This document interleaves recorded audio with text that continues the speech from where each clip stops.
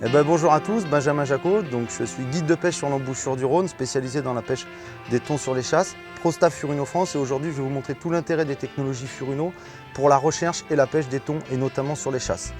Alors sur mon bateau, je suis équipé entièrement en Furuno avec une TZT2 15 pouces, un radar DRS 4D NXT. Et je vais vous montrer aujourd'hui, donc dans un premier temps, avant même de partir en pêche, vous voyez ici, on est donc dans l'écluse en attendant le transfert sur le Rhône pour partir sur nos sites de pêche. Comment je vais analyser les données météo que je vais télécharger sur mon écran pour identifier des zones à fort potentiel pour trouver mes poissons. Et ensuite, une fois qu'on sera sur place, on verra l'utilisation du radar pour trouver les chasses et les oiseaux. Donc ici sur mon écran, c'est très simple, j'ai connecté mon écran à mon téléphone, j'ai téléchargé ma météo très simplement en appuyant sur mon écran. Et notamment 3 paramètres qui vont m'intéresser, qui vont être la température de surface, la chlorophylle. Donc la chlorophylle, c'est ni plus ni moins que le phytoplancton qui est à la base de la chaîne alimentaire. Donc plus j'ai de phytoplancton sur une zone, plus je vais avoir de bancs de poissons fourrage qui vont s'alimenter donc du zooplancton qui s'alimente du phytoplancton. Plus j'ai d'anchois et de sardines, plus j'ai des chances de trouver des bancs de thon, de bonite, etc. Pour cela, c'est très simple. Je vais télécharger, donc j'ai téléchargé mes fichiers météo. Je vais les afficher, donc données météo, chlorophylle. J'ai alors à l'écran les teneurs en chlorophylle qui s'affichent sous forme d'un dégradé de vert. Plus le dégradé de vert est important, au plus il y a de chlorophylle. Donc on voit très clairement que sur la zone qui nous intéresse, donc nous on est ici, Port Saint-Louis-du-Rhône. Donc ici on va vraiment trouver devant le Rhône une tache avec un vert plus intense. C'est pour ça que je suis venu m'installer sur le delta du Rhône. C'est le delta du Rhône qui va nous amener toute cette nourriture, tout ce qui va permettre justement d'avoir des blooms phytoplanctoniques et beaucoup de nourriture sur la zone. Donc ça, c'est la première étape. Ces fichiers météo vont vraiment nous permettre de cibler sur des zones larges les zones à plus fort potentiel. Ensuite, le deuxième paramètre qui va vraiment nous intéresser, c'est les courants de surface. Les courants de surface, les poissons et notamment les chasses de thon, on le voit quand ils s'alimentent, ils remontent toujours le courant. Les poissons nagent à contre-courant, ils remontent le courant.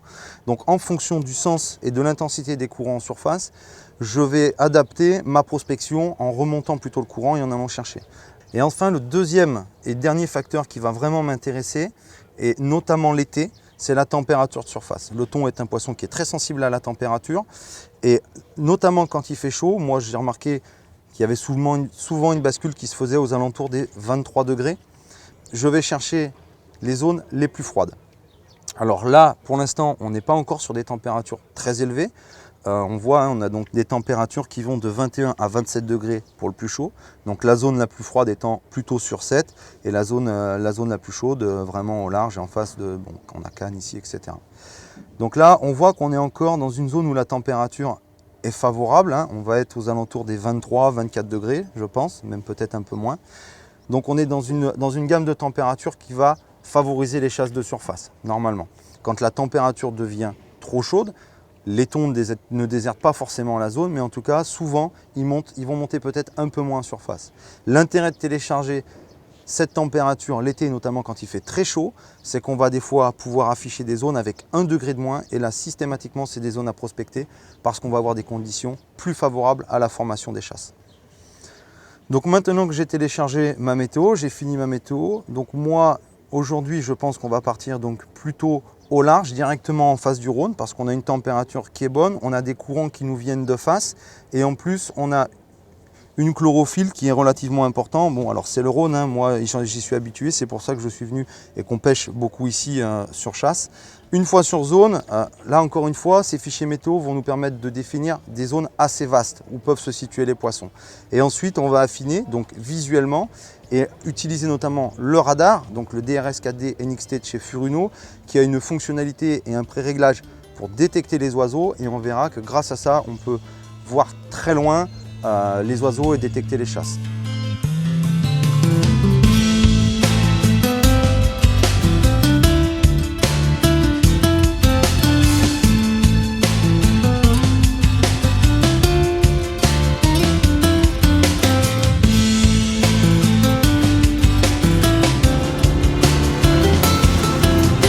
Oh, c'est gros ça.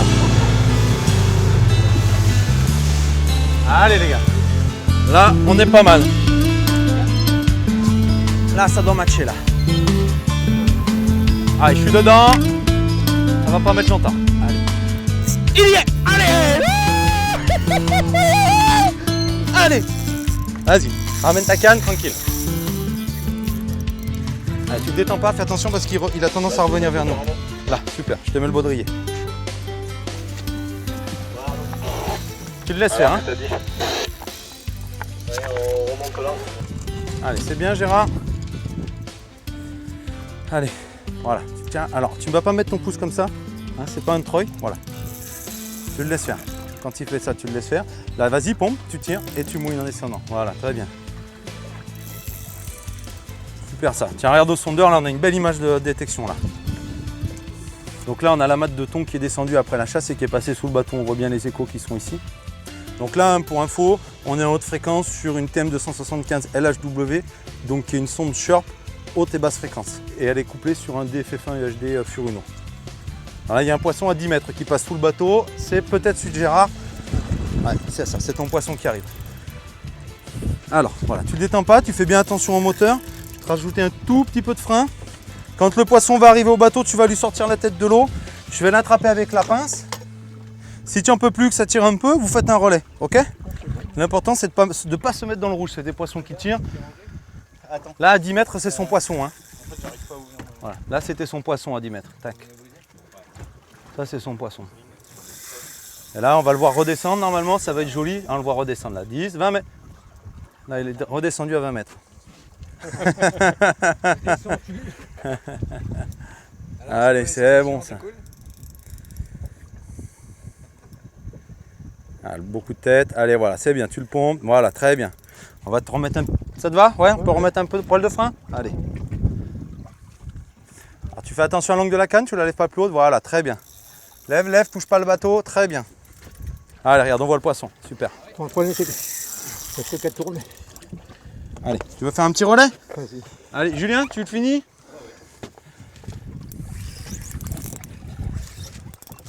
Allez. Hop, voilà, on va équilibrer. Ça va, Gérard? Ah non, mais ça se défend, hein?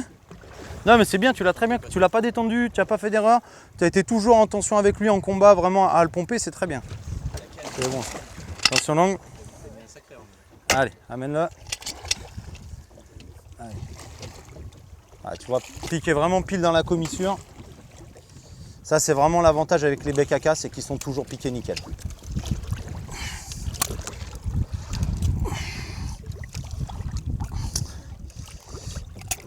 Voilà. Tiens, tu me tiens tendu, s'il te plaît, Julien? Un peu plus? Allez, voilà.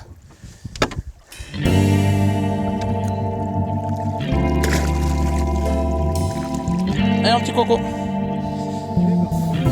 Bien les gars. On connaît les espèces. C'est bon ça. Celles qui hantent les fonds pour faire la bouillabaisse. Allez, ils sont là. Et la soupe de poisson. Allez, on va y être les gars. Les sards, les girelles. Allez, on y est. Patacli, et bogue ravel. Allez, la go, le pompe. Les bons coins. Allez, belle démonstration de la nouvelle canne Travel de chez Smith, c'est bien, nickel. Plutôt pour le patron va caler les palangotes. Il est beau, il est Va beau. caler sur toute la Tu vas m'amener, tu côte. lui sors la tête de l'eau, je vais attraper le bas de ligne. Tu fais attention, je peux le lâcher à tout moment. Allez, je bloque le poisson, c'est un beau poisson. Hein. Attention. Côté pêche, va pas la mèche. Insolite la bonite ici et donc. Je vais pas te la raconter. Allez, hop. Les petits temps font la Méditerranée. Ainsi font Tous les poissons, toujours les travailler dans l'eau. Limiter le stress vraiment en ne sortant pas les poissons de l'eau. Allez, vas-y mon coco. On connaît la En patience. fait, là, voilà.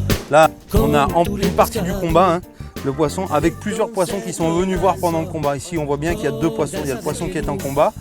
Également ici, on le retrouve. Petit roche. Là, on décroche le poisson à cet endroit-là. Et là, le poisson qui redescend. Et ça, ce qu'on voit au-dessus, les parasites dessus, ça, c'est le poisson qui a dégazé, qui nous a lâché un peu des bulles. De l'avance, on n'en voit jamais le bout. On garde la cadence. Tant que la Allez, chance il y est a celui-là. avec nous. Allez, vas-y, ici encore. Allez Julien, relance, recadre. T'es dedans, pas mal. Allez, anime. Oui. Jamais tout de suite. Côté pêche, on se dépêche. Quand ça pique de remonter le poisson. Côté pêche, vend pas la mèche. Insolite, la bonite ici est donc. Un qui pourra me passer ma pince. Je vais pas te la raconter. Poisson. Les Belle petits attaque. temps font la Méditerranée. Ah, je l'ai croché. Font les poissons. À fond, les poissons. Côté pêche, on se dépêche. Donc là tu vois, donc Magnum Surger, très bon, 52 grammes, c'est un missile, ça se lance très loin. Par contre c'est un leurre qui a qu'un hameçon à l'arrière. C'est un leurre qui est assez long, 12 cm. Donc l'idée c'est vraiment de venir lui mettre un deuxième anneau brisé de sorte à ce que le poisson il puisse pas dessus prendre appui pour se décrocher. Avec un anneau brisé on décroche beaucoup de poissons. C'est un leurre sur lequel si tu mets qu'un anneau brisé tu vas décrocher des poissons. Avec deux anneaux brisés vraiment tu vas limiter les risques d'accroche. Derrière un BKK Raptor Z2.0 et là avec ça tu es tranquille. Feu, tu nous fais une petite démo? Allez, c'est parti. Petits temps font la Méditerranée. Ah tiens, regarde, tu l'as vu celui-là? Ici font les poissons. Font les poissons. C'est plus gros ça. Ça c'est plus gros les gars. Gérard? Allez! Ça c'est plus solide. Allez, on tente le doubler les gars. Donc tu feras gaffe parce que tu as vu quand il s'arrête comme ça qu'il revient, faut surtout pas le détendre. Hein. Ouais! Magnifique, super, super. Il est venu te le coffrer. Là c'est un peu plus gros les gars. Donc l'idéal on va faire des petits relais, 5 minutes chacun. Comme ça on est toujours très actif sur le poisson, on le pompe, on le monte vite. Et c'est mieux pour le poisson et c'est mieux pour les pêcheurs. Vous faites pas mal et on peut les enchaîner. On a quand même pas mal d'activités, il y a des belles chasses, on risque d'enchaîner pas mal de poissons. Autant pas se faire mal. Ça marche? Les poissons.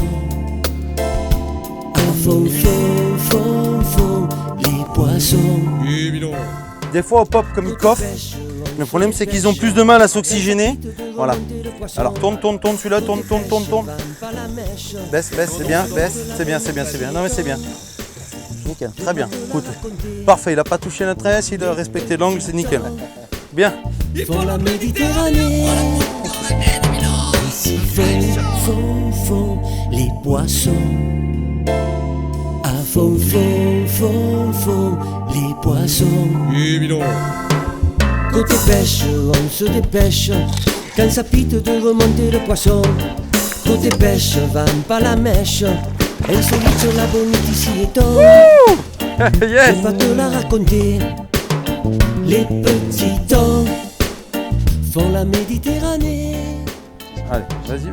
Allez, maintenant c'est le moment de toi, c'est le moment là. Bam. Là, voilà, bam. Tu vois, tu l'as déséquilibré. Tu lui mets un coup, là tu le bloques. Là, tu bloques avec ta main, tu le laisses faire, il va repasser sous le bateau. Et quand il revient, à ce moment-là, tu le repompes. Là, tu vois là, il est en train de te reprendre le bon angle. Là, c'est le moment là. Allez. Là, tu baisses. Là, très bien, tu le laisses faire. Baisse, laisse-le faire. Ah là, il est là. Hop, je le bloque. Allez, c'est un beau poisson. Les poissons. Ainsi font les poissons. À fond les poissons. Allez, ma pince.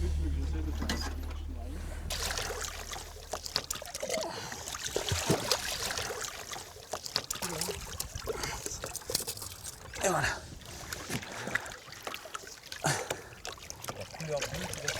Et mon coco. Donc, on va refaire mon bas de ligne là sur la canne parce que le poisson d'avant nous a un petit peu abîmé le bas de ligne. Donc, c'est vraiment important d'avoir des bas de ligne qui soient nickel. C'est des poissons qui tirent beaucoup, on n'a pas le droit à l'erreur. Là, on va utiliser un choc leader nylon, le Sunline de chez Pesca Nautique. Donc, c'est un choc leader nylon. L'avantage, c'est qu'il est très translucide et surtout, il est extrêmement souple. Voilà. Donc, et ça, quand on pêche au leurre, c'est très très bon. Donc, pour faire le nœud FG, c'est très simple. Je vais prendre environ 30 à 40 cm de tresse que je vais doubler. Je vais venir les enrouler autour de mes deux doigts pour venir faire un petit triangle. Ok. Ensuite, je prends mon choc leader. Je passe dessous, je croise, je repasse, je croise, je repasse, je croise, je serre. et je continue. C'est important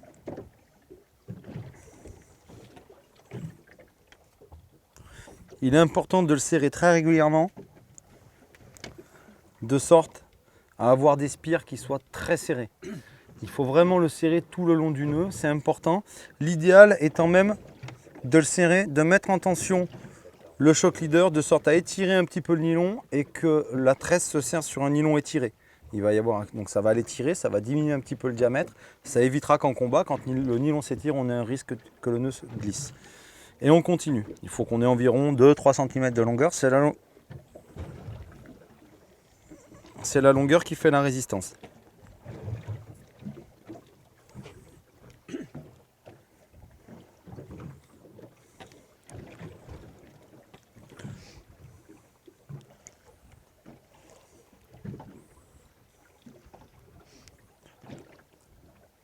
Vous voyez ?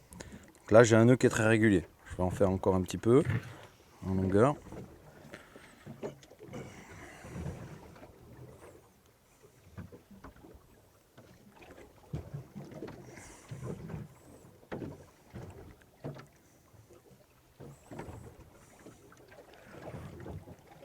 Là.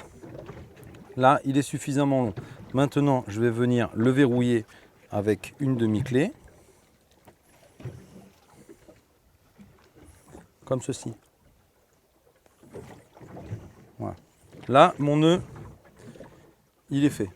Maintenant, ce que je vais faire, je vais vraiment venir le verrouiller. Pour ça, je vais aligner avec le morceau de shock leader qui reste sur mon corps de ligne et je vais venir faire 3 ou 4 demi-clés que je vais venir serrer contre mon nœud.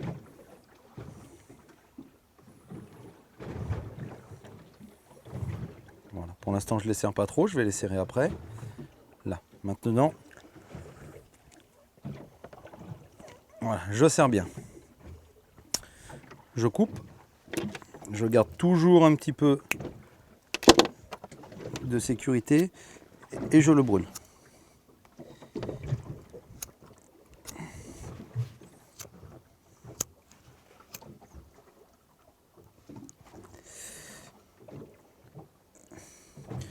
L'idée, c'est vraiment de venir faire une petite boule de sorte à venir bloquer le nœud et vraiment l'empêcher de glisser.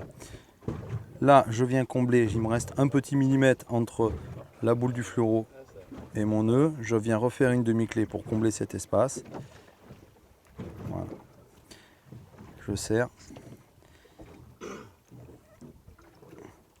Voilà. Là, mon nœud, il est à 100% de sa résistance.